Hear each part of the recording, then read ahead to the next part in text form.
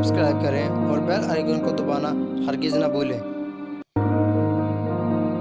अस्सलाम वालेकुम फ्रेंड्स, क्या हाल है। उम्मीद है आप सब खैरियत से होंगे। तो जनाब, आप सब की ईद कैसे गुजरी ये मुझे नीचे कमेंट बॉक्स में लाजमी बताइएगा। तो फ्रेंड्स, आज के लेक्चर में जो हम डिस्कस करेंगे वो चैप्टर नंबर 2 का सेकंड क्वेश्चन है। उस क्वेश्चन में हम कौन कौन सी नई चीज़ें सीखेंगे और हम कौन सा अकाउंट आज उसमें डिस्कस करेंगे, तो ये इंशाल्लाह आज आपको इस लेक्चर में पता चल जाएगा। तो फ्रेंड्स, आगे चलने से पहले मेरी तमाम फ्रेंड्स से रिक्वेस्ट है कि वो हमारी वीडियो को लाइक करें, शेयर करें और जो हमारे चैनल पे न्यू व्यूवर्स हैं वो हमारे चैनल को सब्सक्राइब करें और बेल आइकन को लाजमी दबाएं ताकि उन तक हमारी जो नई वीडियो है वो नोटिफिकेशन के ज़रिए पहुंचती रहे। तो फ्रेंड्स, आपका टाइम वेस्ट ना करते हुए चलिए अपनी बुक की तरफ चलते हैं और देखते हैं कि हमने जो आज क्वेश्चन डिस्कस करना है उसमें कौन कौन सी चीज़ें हैं। तो फ्रेंड्स, हम अपनी बुक की तरफ आ चुके हैं। आज जो हम डिस्कस करेंगे वो क्वेश्चन नंबर इलस्ट्रेशन नंबर 5 है, जो कि पेज नंबर 77 पर है। तो हम देखते हैं कि इन्होंने हमें इस इलस्ट्रेशन में कौन सा अकाउंट बनाने को कहा है। From the following receipts and payment account of nice club during the year 2016 and further particular given below prepare an income and expenditure account of the club for the year ended 31 December 2016। उन्होंने हमें कहा है कि जो नीचे दिया गया है नाइस क्लब का रिसीट्स एंड पेमेंट अकाउंट, उसको आपने मद्देनज़र रखते हुए, उसको देखते हुए आपने बनाना है इनकम एंड एक्सपेंडिचर अकाउंट। अब इनकम एंड एक्सपेंडिचर अकाउंट क्या है ये हमने पहले दोनों अपने लेक्चर में डिस्कस नहीं किया क्योंकि ये आज न्यू चीज़ आई है इसमें। तो पहले हमने जो अपने सेकंड लेक्चर में और इस चैप्टर के फर्स्ट इलस्ट्रेशन में जो हमने बनाया था अकाउंट वो था रिसीट्स एंड पेमेंट अकाउंट। लेकिन अब हम देख रहे हैं कि उन्होंने हमें receipts and payment account given है, दिया हुआ है, तो हम इससे इनकम एंड एक्सपेंडिचर अकाउंट किस तरह बनाएंगे। तो सबसे पहले हम देखते हैं कि जो हमारे पास रिसीट्स एंड पेमेंट अकाउंट में चीज़ें हैं वो क्या क्या हैं और वो कौन कौन सी हैं। तो सबसे पहले देखते हैं हम रिसीट साइड पे। रिसीट साइड पे जनाब हम देखेंगे सब्सक्रिप्शन मैंने आपको बताया था कि हर मेंबर हर साल एनुअली बेस पर या मंथली बेस पर जो अपनी ऑर्गेनाइजेशन को, नॉन प्रॉफिट ऑर्गेनाइजेशन को फीस सबमिट करवाता है उसको हम कहते हैं सब्सक्रिप्शन। ठीक है। उसके बाद आता है डोनेशन। ऐसी कोई भी चीज़, गिफ्ट या कोई फीस वगैरह या कुछ भी ऐसी चीज़ जो सब्सक्रिप्शन के अलावा एक मेंबर अपनी ऑर्गेनाइजेशन, नॉन प्रॉफिट ऑर्गेनाइजेशन को देता है तो वो आती है डोनेशन में। एडमिशन फ़ीस अगर आपकी ऑर्गेनाइजेशन में एक नया बंदा एंटर होना चाहता है तो वो जो आपको बिगनिंग पे जो फ़ीस पे करेगा उसको हम कहते हैं admission fees. Sale of old newspaper, मतलब उन्होंने जो पुराने अखबार थे वो बेचे हैं। इनकी अमाउंट भी देख लेते हैं साथ साथ। सब्सक्रिप्शन की जो अमाउंट है वो जनाब 5200, डोनेशन की है 300, एडमिशन फ़ीस जो है वो 100 है एंड जो सेल ऑफ ओल्ड न्यूज़पेपर है वो 60 है। अब हम पेमेंट साइड पे आ जाते हैं, जो हमने पेमेंट्स की हैं। सबसे पहले आ जाती है सैलरीज, जो हमने अपने एम्प्लॉयज़ को सैलरी वगैरह दी है। नेक्स्ट आ जाता है रेंट, जिस बिल्डिंग में हमारा ऑफिस है उसका जो हमने रेंट दिया है उसको ये आ जाता है रेंट। अभी साथ में हम इनकी वैल्यूज़ को भी देख लेते हैं। जो सैलरी है वो 1400 की सैलरी है हमारी फर्स्ट जो दिसंबर है 1 दिसंबर से 31 दिसंबर तक। ठीक हो गया। आगे रेंट आ गया हमारा, वो है 1300। प्रिंटिंग एंड स्टेशनरी, मतलब कि हमारे जो एडवर्टाइजमेंट के प्रिंटिंग वगैरह हुई है या हमारे जो ऑफिस में प्रिंटर वगैरह यूज़ हुई है या स्टेशनरी हमारी यूज़ हुई है वो उसकी अमाउंट है 100 रुपीज़। अगर पोस्टेज, मैंने आपको पहले भी बताया था कि अगर हम एक जगह से दूसरी जगह पोस्ट के ज़रिए कोई चीज़ भेजते हैं तो उसकी जो फ़ीस होती है उसको हम पोस्टेज कहते हैं। तो उसकी अमाउंट है 80 रुपीज़। आगे नेक्स्ट आ जाता है हमारे पास न्यूज़पेपर, जो डेली बेस पे हर ऑफिस में मिलते हैं, उसकी अमाउंट है 70। आगे आ जाता है फर्नीचर। ठीक है। फर्नीचर जो चेयर्स वगैरह हो गए, टेबल्स वगैरह फर्नीचर में आ जाते हैं वो है 1000। ठीक है। इसका जो बैलेंस कैरी डाउन है, अब बैलेंस कैरी डाउन ये चीज़ देखें, जब हमने अपना रिसीट्स एंड पेमेंट अकाउंट किया था, तो हमने किया था कि दोनों साइड में से बड़ी साइड को हमने दोनों साइड पे लिख लिया था नीचे, और उसके बाद जो हमारी छोटी साइड थी उसको हमने लेस करके जो आंसर आया था उसको हमने बैलेंस कैरी डाउन पे लिखा था। लेकिन उन्होंने बैलेंस कैरी डाउन कैसे दिया है, उन्होंने नीचे दिया जी कैश, मतलब 150 रुपीज़, नीचे जो है बैंक वो है 1560 रुपीज़, इसका जो सम करके लिखा उन्होंने है वो है 1710। तो ये हमारे पास रिसीट्स एंड पेमेंट अकाउंट में जो उन्होंने वैल्यूज़ दी हैं वो है। लेकिन इसी के साथ नीचे उन्होंने कुछ दिए हैं, एडजस्टमेंट वगैरह भी दिए हैं, ठीक है, वो देख लेते हैं और इसके बाद हम इंशाल्लाह अपने क्वेश्चन की तरफ चलते हैं। तो सबसे पहले हमारे पास जनाब है subscription included ₹250 collected in advance for the year 2017।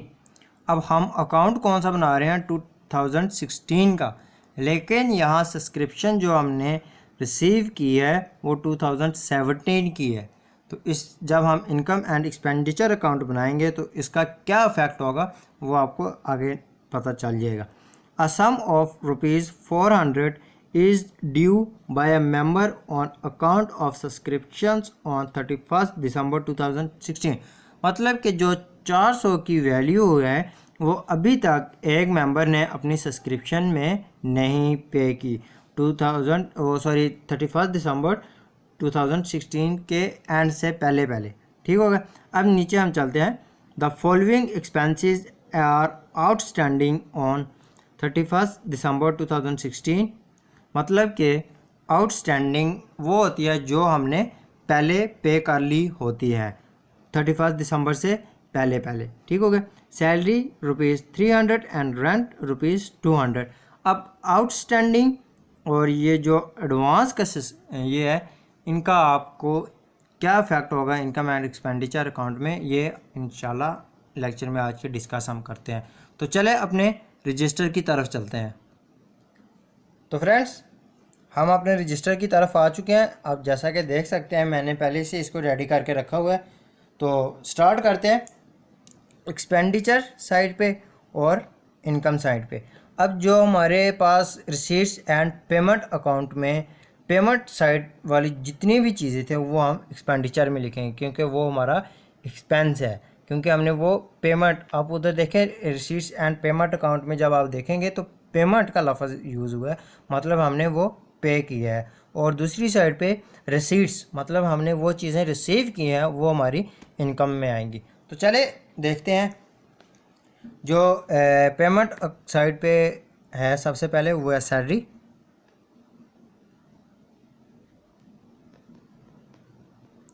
Salaries, इसकी जनाब जो अमाउंट है वो है 1400।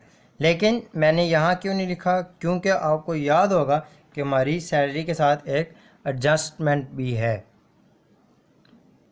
अब वो एडजस्टमेंट क्या है, उन्होंने कहा है the following expenses are outstanding, मतलब कि सैलरी आउटस्टैंडिंग है। तो जब भी सैलरी आउटस्टैंडिंग होती है उसको हम सैलरी में ऐड करते हैं। ये मैंने आपको पहले भी बताया था कि जब ऐड या सब्ट्रैक्शन हो तो इस तरह आप पहले उसकी हेडिंग दे दें, ठीक है, इससे जो इफेक्ट है वो अच्छा पड़ेगा।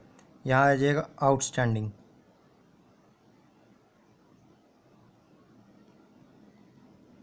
आउटस्टैंडिंग की जो वैल्यू हमारे पास है वो जनाब है 300 की। नीचे लाइन लगा दें, इसका अब सम करके हम फाइनल कॉलम में लिखेंगे। ये हमारी जो सैलरी की एडजस्टमेंट थी वो यहाँ तक क्लियर हो चुकी है, ठीक है। अब जो नेक्स्ट हमारे पास है वो है रेंट। रेंट हमारे पास जनाब है 1300 है। ये भी मैंने इसलिए यहाँ लिखा है कि इसमें भी एडजस्टमेंट है, ठीक है। उसकी एडजस्टमेंट क्या है, the following expenses are outstanding. Salary तो हमारा क्लियर हो गया, ठीक है। आगे रेंट, मतलब ये भी आउटस्टैंडिंग है, तो आउटस्टैंडिंग हमेशा ऐड होते हैं। ये देखें मैंने फिर उसी तरह हेडिंग दी है आगे नीचे आ गया आउटस्टैंडिंग। अगर आपके पास जगह हो तो आप आउटस्टैंडिंग के पास रेंट भी लिख सकते हैं। अगर जगह कम है जैसे कि मेरे पास है तो आप जस्ट आउटस्टैंडिंग लिखेंगे तो देखने वाले को पता चल जाएगा। अगर आपने इस तरह हेडिंग दी हो तो देखने वाले को पता चल जाएगा कि भाई ये जो आउटस्टैंडिंग है ये रेंट ही है। तो इसका जो वैल्यू है वो है 200 जनाब। इसका हमारे पास आ गया 1500।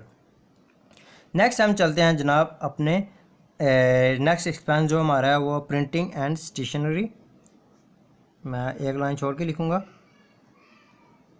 Printing and stationery.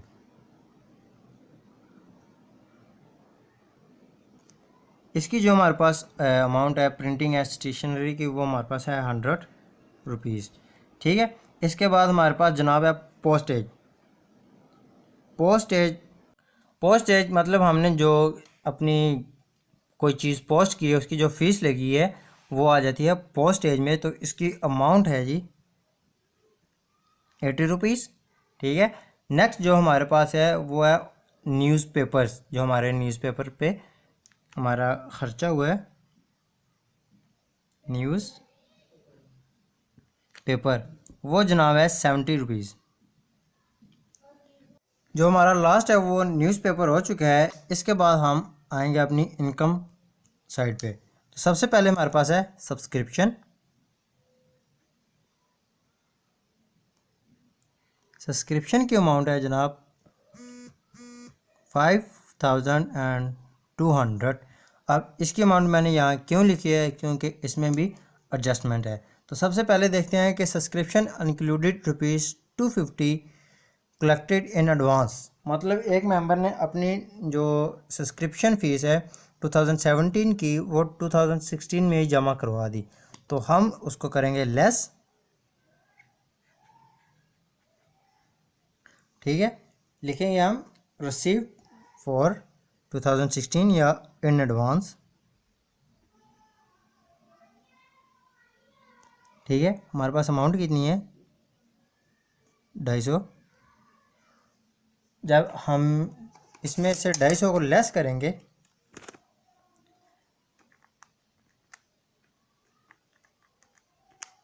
हमारे पास जनाब बचेगा 4950।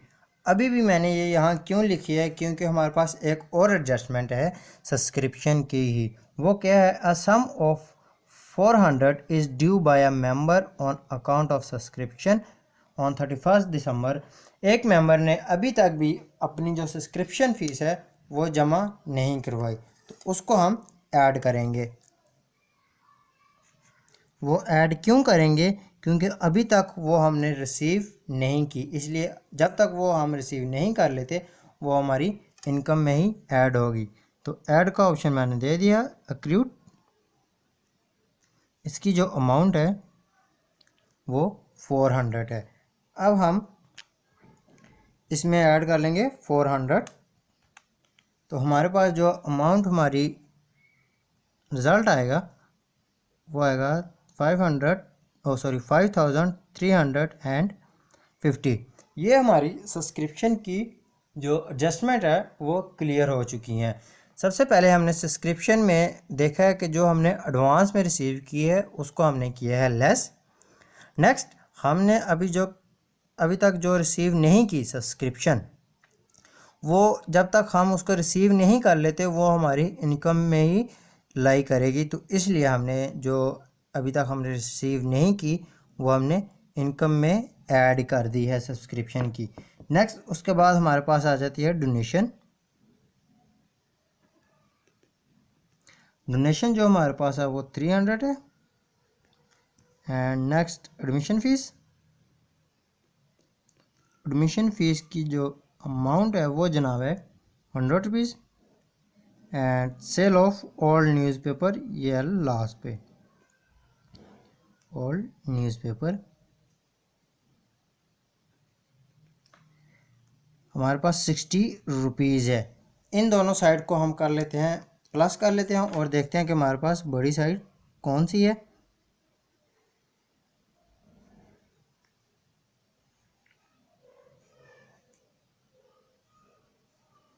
तो जब हम इसको प्लस करेंगे तो हमारे पास इनकम साइड जो है वो बड़ी साइड आएगी, उसकी अमाउंट आएगी 5810। ये हम दोनों साइड पे लिख लेंगे। ये अकाउंटिंग का रूल है कि जो बड़ी साइड है उसको दोनों साइड पे लिखें और छोटी साइड को उसमें से लेस करें। तो हम जो इसको लेस करेंगे तो वो आएगा 2360। अब ये हमारा प्रॉफिट है या लॉस है, तो हम इसको देखेंगे जनाब कि ये जो हमारे पास अमाउंट आई है ये आई है प्लस में, मतलब इसमें नेगेटिव साइन नहीं आया। आपने जब कैलकुलेशन की तो नेगेटिव साइन नहीं आया, तो ये हमारा हो जाएगा सरप्लस। सरप्लस क्या चीज़ है मैंने आपको फर्स्ट लेक्चर में भी क्लियर बताया था कि हमारी जो इनकम है वो हमारे एक्सपेंडिचर से या एक्सपेंसेस से ज़्यादा हो तो उसको हम सरप्लस में लिखते हैं। अब आप यहाँ एक चीज़ सोच रहे होंगे कि ये जो फर्नीचर और बैलेंस है ये क्यों नहीं लिखा। तो जनाब मैं आपको बताता चलूँ कि जो बैलेंस है वो हमारा नेक्स्ट जो ईयर होगा उसकी ओपनिंग होगी, ठीक है। और जो फर्नीचर है हमने उसको जब परचेज़ किया हमने पेमेंट तो की है, लेकिन ये हमारा एक्सपेंस नहीं है, क्योंकि फर्नीचर जो है वो एसिड में लाई करता है और जो एसिड है वो कभी भी एक्सपेंडिचर में नहीं आते, ठीक है। तो इसलिए मैंने फर्नीचर को स्किप कर दिया है। मैं आपको सेंटर में भी बता सकता था लेकिन वहाँ अक्सर बच्चे कंफ्यूज हो जाते हैं, तो इसलिए मैंने ये कहा कि आपको ये दो जो पॉइंट है ये लास्ट पे बताए जाए। तो फ्रेंड्स आज का जो हमारा लेक्चर है वो हो चुका है कंप्लीट। अगर किसी फ्रेंड को इसके बारे में, इस टॉपिक के बारे में कोई भी क्वेश्चन करना है तो वो नीचे कमेंट बॉक्स में लाजमी पूछ सकते हैं। तो फ्रेंड्स मुझे दीजिए इजाज़त। अल्लाह हाफिज़।